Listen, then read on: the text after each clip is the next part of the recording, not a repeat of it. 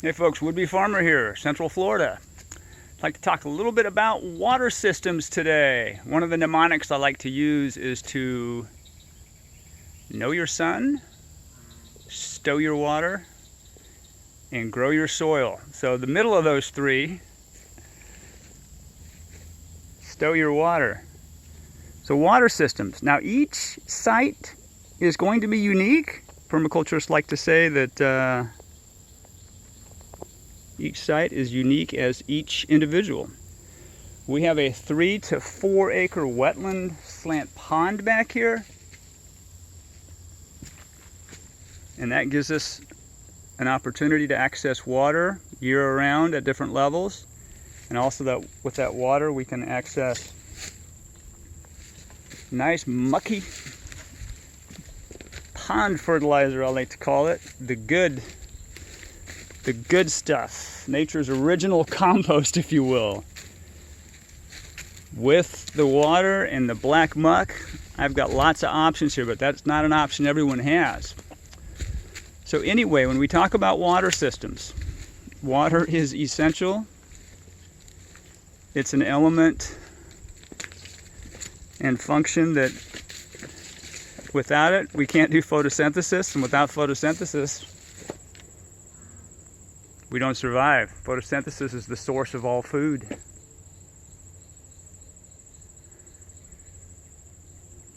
Carbon dioxide comes in. It's used by the plants.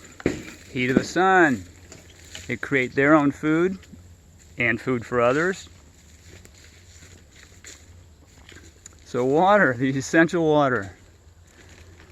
What we've done here, in addition to being lucky enough to have access to that 3 acre, 4 acre pond, now that I've learned how to successfully navigate it without getting the alligators mad at me.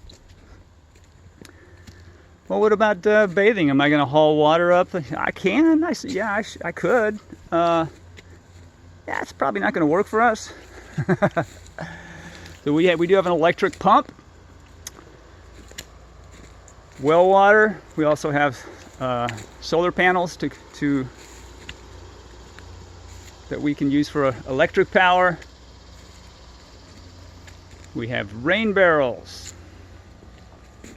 that collect water off of our roof, and we can use those for irrigation. We can use those for whatever source water is required. Okay. Now this is a garden cart that I've put here to collect rainwater off of this carport. And believe it or not, the downspouts, the gutters, I found those in the woods. I also found the support wire. As you can see, somebody had decided to throw a bunch of hangers in the woods, so I collected those and used those.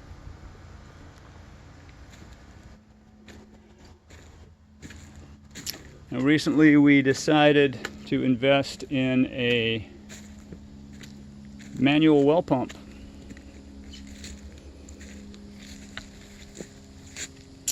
So we can access water. This, if we lose electric power and we can't pump water into the house for the kitchen or the bathroom, we can certainly come out here and get well water. If for some reason it's a little more difficult to get to the pond and wetland area for whatever reason. So as you can see, our water needs are fulfilled. Not speaking well today, not one of my best videos, but that's okay, we're gonna roll with it. Water is available on our property here via different avenues. I think y'all getting the point I'm getting across here. Again, this is not one of my best videos. I'm gonna blame it on the dental visit I had yesterday. Let's just pretend like I'm still under the influence of whatever they were doing. But we've also have a couple little ponds, and I'm not particularly happy about using plastic here. I purchased this This little plastic pond. It's about 125 gallons. Purchased it when we got here in 2017. Not completely aware of the negative aspects of plastic. Should be no excuse, full-grown adult. Give me a break. But that's the deal. Do I want to use plastic? No. Am I using less all the time? Absolutely, and I'm learn how to use other items. This was found in the woods as well. This is probably 35 gallons. I think that was probably taken out of a recreational vehicle, an RV or something similar, used as the sink on one side and discharge on the other. I'm not exactly sure, but it was to hold water in a recreational vehicle of some sort. So I figured that being in the woods is going to decompose. Let me put it out here, turning into a very small little frog pond. And I've got, you can see that hose leading to it. That hose comes from one of the rain barrels. Now, certainly mosquitoes are going to be an issue if the water is stagnant, so I make sure twice a week or more to fill that up, to get some water in there, which is easy to do because all I have to do is go to the rain barrel, dump water in there from the well or wherever I access it, and let that flow down into that pond.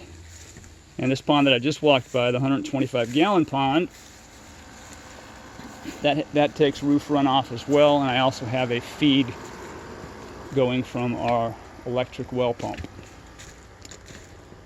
So anyway, we've been having classes here and going over a few things, and I wanted to augment those classes with a little talk on our water systems. So hope this is helpful. Remember, each site is unique, as is each individual. What works here isn't going to work everywhere else. What's available here isn't going to be available everywhere else. Hope you all are doing well. Take care.